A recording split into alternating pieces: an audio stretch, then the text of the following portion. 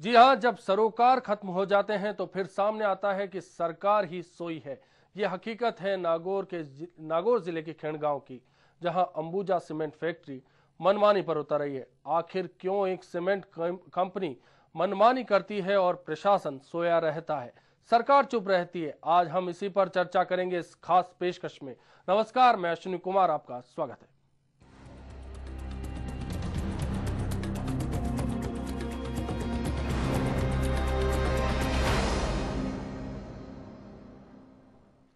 दरअसल अंबुजा सीमेंट का प्लांट जब नागौर जिले के खेड़ गांव में लगने वाला था तो आसपास के आधा दर्जन गांव के लोगों ने सोचा था कि अब रोजगार मिलेगा और तकदीर बदल जाएगी। लेकिन जब सपने के करीब पहुंचा गया तो हकीकत का सामना करने वाले गांव वालों के पैरों तले जमीन खिसक गई। क्या है आखिर मामला, आइए देखते हैं।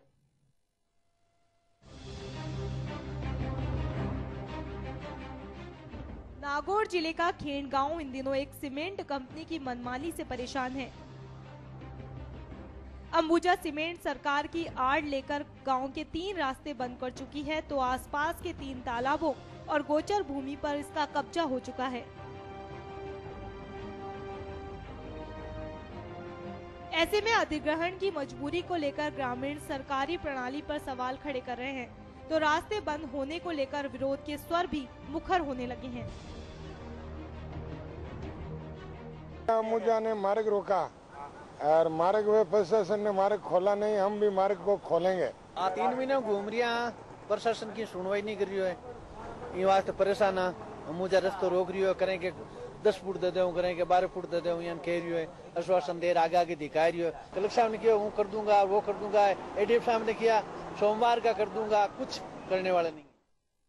तो गांव वालों का दर्द आपने सुना। इस पूरे मामले में एक पेच ये भी है कि गोचर और तालाब जैसी जमीनों को आखिर कैसे अधिग्रहित कराया गया, कैसे गांव के रास्तों को जमीन देने से पहले ध्यान में नहीं रखा गया, साथ ही क्यों गांव वालों से जमीन लेने के बावजूद उन्हें पुनर्स्थापित करने के प्रयास नहीं किए गए, क्योंकि जमीनों का अधिग्रहण होने के बावजूद अभी तक सीमेंट फैक्ट्री को लेकर काम शुरू नहीं हुआ, क्योंकि सवाल भी जिंदगी के अधिग्रहण का है।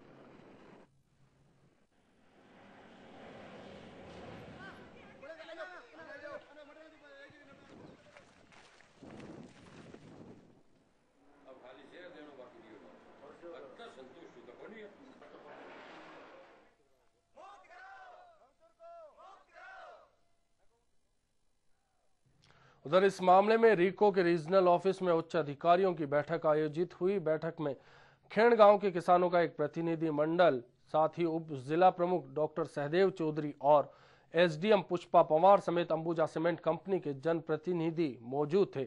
बैठक में किसानों ने जिला प्रशासन के रवैये को लेकर रोष जताया, जिसकी वजह से गांव का विरोध है कि गोचर के लिए सुप्रीम कोर्ट के आदेश हो चुके हैं, राजस्थान सरकार के आदेश हो चुके हैं, फिर भी ये उस जमीन पे कब्जा करके और वहां पर जो है जमीन लैंड बैंक बनाना चाहते हैं। इन्होंने आज इतने साल में पिछले 20 साल से करीब करीब अंबुजा या इसकी सहयोगी इंडोनेपोन वगैरह जो कंपनियां रही है, उनका ये मंशा थी भाई हम प्लांट लगाएंगे। 20 साल में इन्होंने कोई प्लांट नहीं लगाया, सिर्फ ये लैंड एक्विजिशन का कार्य कर रहे हैं और एक लैंड बैंक बना रहे हैं। तो हमारा इसके प्रति बहुत विरोध है कि इंडस्ट्री के नाम पे जो लोग लैंड बैंक बना रहे हैं उसकी पूरी जांच होनी चाहिए।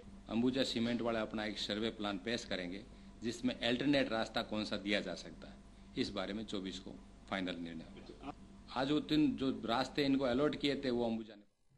तो तस्वीर साफ है किस तरह से ग्रामीण आक्रोशित हैं, तो रिको अब खुद अपना बचाव कर रहा है। लेकिन सवाल कायम है, क्या अंबुजा सीमेंट की मनमानी यूं ही चलेगी? अंबुजा सीमेंट जो कंपनी है, जमीन अधिग्रहण की भूख इतनी बढ़ गई है इस कंपनी की कि वो अब अगोर भूमि और आम रास्तों पर कब्जा करने से भी नहीं चूक रही। कंपनी की यह अधिग्रहण नीति अब स्कूली छात्रों की पढ़ाई में रास्ता में जो रुकावट तैयार करने लगी है। कंपनी ने खेड़ गांव के मुंडवा जाने वाले रास्ते पर अपनी दीवारें खींचती है, जिससे हायर सेकेंडरी की पढ़ाई करने वालों को 3 किलोमीटर की बजाय अब करीब 10 किलोमीटर का चक्कर लगाकर मुंडवा पहुंचना होता है, जिसका विरोध लगातार छात्र भी कर रहे हैं और ग्रामीण भी कर रहे हैं।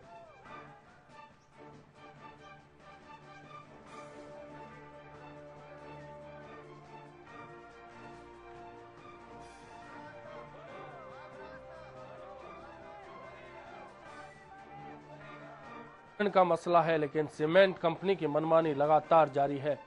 किस तरह से आप देख सकते हैं कि लगातार ग्रामीणों का रुख है, विरोध कर रहे हैं ग्रामीण, लेकिन बावजूद इसके कंपनी अपनी मनमानी पर कायम है। गांव के 3 रास्तों को रोक दिया गया है। बच्चों को स्कूल जाने के लिए करीब 10 किलोमीटर का चक्कर लगाना पड़ता है। प्रशासन बेसुध है और सरकार सो चुकी है।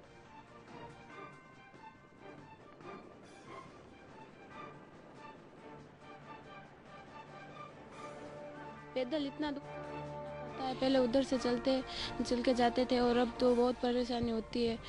इतना जब तक पहुंचते तब तक 2-3 क्लासें लग जाती है, फिर इतना घूम के जाते हैं तो बहुत पढ़ाई डिस्टर्ब होती है। हम पहले यहाँ से स्कूल जाते थे और अब यहाँ से अम्बुजा सीमेंट ने रास्ता बंद कर दिया, इसलिए हम वहाँ से 15 घूम के जाते हैं। इसलिए आम रास्ता खोले थे अम्बुजा ने हमारा खेन का रास्ता रोक लिया। स्कूल नहीं गए, 3 दिन हो गए। तो मासूमों का दर्द भी आपने जाना कि कैसे उनकी पढ़ाई के बीच में अंबुजा सीमेंट बाधा बन चुकी है। मेरे सहयोगी यूनुस नागौर से फोन लाइन पर है। जी यूनुस, क्या अंबुजा सीमेंट की मनमानी यूं ही कायम रहेगी खेड़ गांव में? सुनिए, में आप अंबुजा की अगर मनमानी देखें तो 1993 से शुरुआत होती है अधिग्रहण जमीन को लेकर, और तब से लेकर ना तो प्लांट लगाया है अब तक और ना इन्होंने कोई कार्रवाई की है।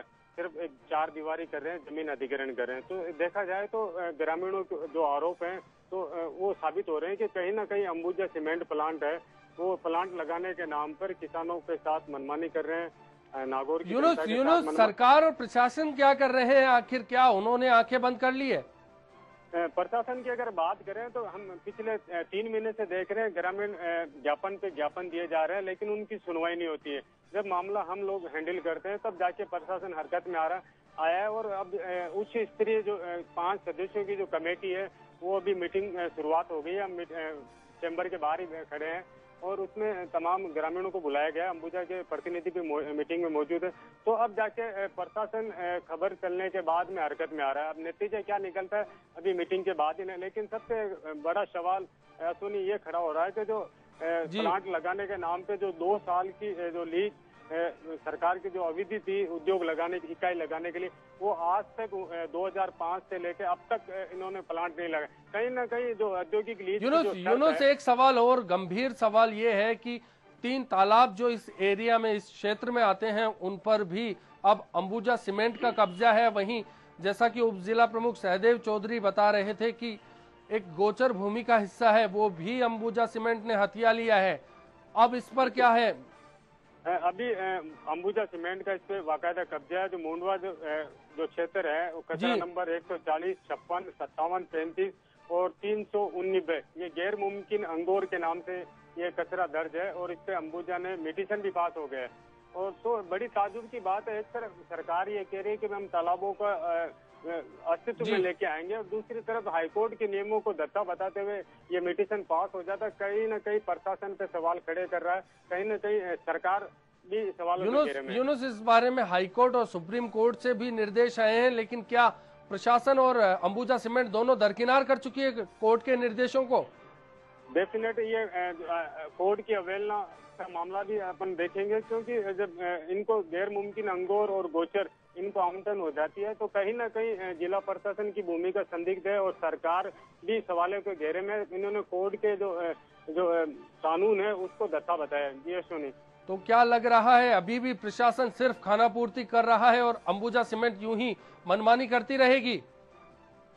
खाना पूर्ति देखा जाए तो लंबे अरसे से चली आ रही है प्लांट के नाम पे जमीन है, लेकिन अब तक ना तो प्लांट लग पाया है और ना प्लांट की शर्तों का देखा तो इन्होंने कंपनी ने उल्लंघन किया। लेकिन अभी जो मीटिंग चल रही है, मीटिंग के बाद क्या वार्ता निकल के आएगी वो यूनुस आप हमारे साथ बने रहिए। यहाँ एक ब्रेक का वक्त हो चला है, ब्रेक के बाद फिर आपसे जुड़ेंगे और चर्चा करेंगे, पूरे इस मामले पर नजर बनाए रखेंगे। आप बने रहिए। तो कुल मिलाकर आप देख सकते हैं जिंदगी का अधिग्रहण हो चुका है। अंबुजा सीमेंट नागौर जिले के खेंड गांव में लैंड बैंकिंग कर रही है। सरकार और प्रशासन आंख मूंद कर बैठे हैं। ग्रामीणों का जब आक्रोश हुआ तो फिर कलेक्टर ने आनन फानन में आदेश दिए और 5 सदस्यीय कमेटी बना दी, जिसकी मीटिंग अभी जारी है। लेकिन क्या होगी आगे की तस्वीर कुछ कहा नहीं जा सकता। अब बने रहिए, हाजिर होंगे एक छोटे से ब्रेक के बाद।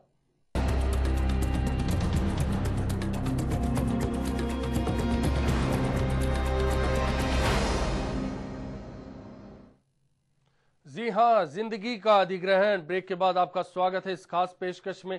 नागौर जिले के खिंड गांव में अंबुजा सीमेंट जब मनमानी पर उतरी तो ग्रामीणों को लगा कि उनकी जिंदगी पर ग्रहण लग गया, क्योंकि उनकी जमीनों को अधिग्रहित करने के बाद सीमेंट कंपनी मनमानी पर उतर आई।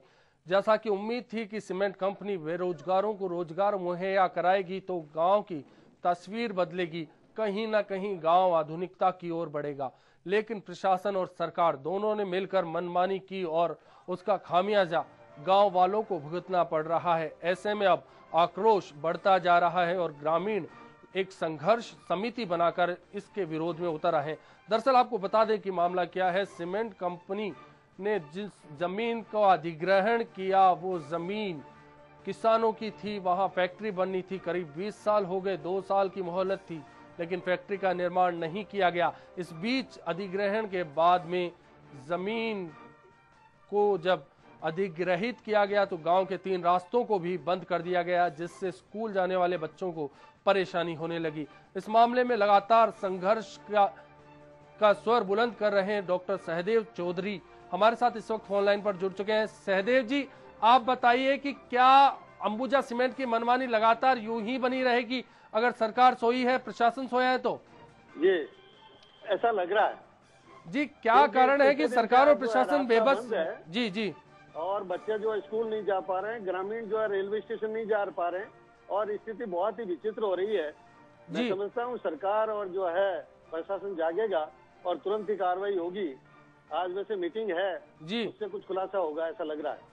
तो कुल मिलाकर उम्मीद है कि मीटिंग में होगा, लेकिन एक गंभीर मामला है गांव के आसपास। जी, गांव गंभीर है कि 1988 में हमें जगी थी कि कोई सीमेंट प्लांट लगेगा जी, लेकिन 1988 के बाद आज जो है 2012 हो गए, 24 साल हो गए जी। 24 साल के अंदर 4 कंपनियों ने जो है आगे से आगे लैंड बैंक को बेचा है जी, और उससे उन्होंने करोड़ों रुपए कमाए हैं। ऐसा लगता है कि ये एक विदेशी कंपनियां जो अब विदेशी कंपनी के अंडर में हो गया ये सारा काम जी। पहले केईसी इंटरनेशनल आया था, उसने अपनी जमीन इंडोनेपोन स्पेशल सीमेंट्स को बेचा, इंडोनेपोन ने स्पेशल सीमेंट्स ने अपना अंबुजा को बेचा और अंबुजा ने होलसेम को बेच लिया।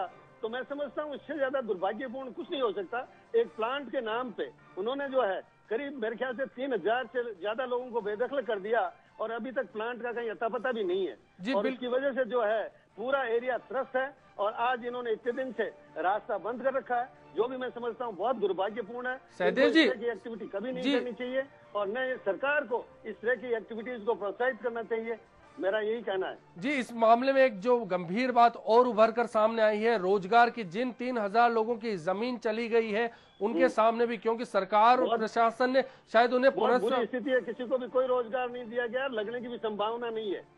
क्योंकि आज जो इन्होंने प्लांट का जो प्रोजेक्ट रिपोर्ट दिया उसमें 291 लोगों को रोजगार मिलेगा और 3000 लोग इन्होंने डिस्प्लेस कर दिए और खान के लिए 99 साल की लीज चाहते हैं।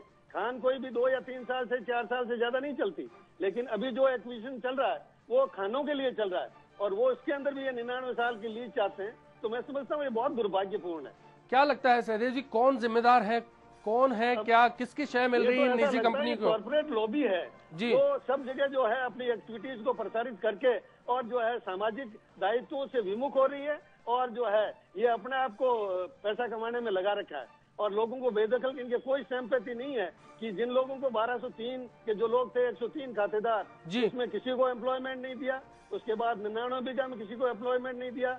अभी इन्होंने 8000 बीघा जमीन बिना किसी आदेश के अपने नाम करा ली, वो भी मेरे समझ में आ रहा है बहुत ही दुर्भाग्यपूर्ण है और गलत एक्टिविटी है। कुल मिलाकर कितने गांव इससे प्रभावित हो रहे हैं, कितनी आबादी प्रभावित हो रही है? कम से कम जो है मुंडवा, इन्नाना, बड्डाना, खेण और आपका क्या खारडार, रूपासर गांव का तो नाम ही मिट जाएगा, गांव पूरा ही खत्म हो जाएगा जी। बहुत बुरी स्थिति में लोग जी। बहुत बहुत शुक्रिया आपका HBC न्यूज से चर्चा के लिए। तो कुल मिलाकर सरकार, प्रशासन सब बेसुध है, सोए हैं, ग्रामीण है, परेशान हो रहे हैं। एक सीमेंट कंपनी आती है, अपनी मनमानी करती है, रास्तों को बंद कर देती है, स्कूली बच्चे मजबूर हो जाते हैं। 3 किलोमीटर का सफर उन्हें 10 किलोमीटर के रूप में तय करना पड़ता है, पढ़ाई को नुकसान होता है। सार्वजनिक तालाब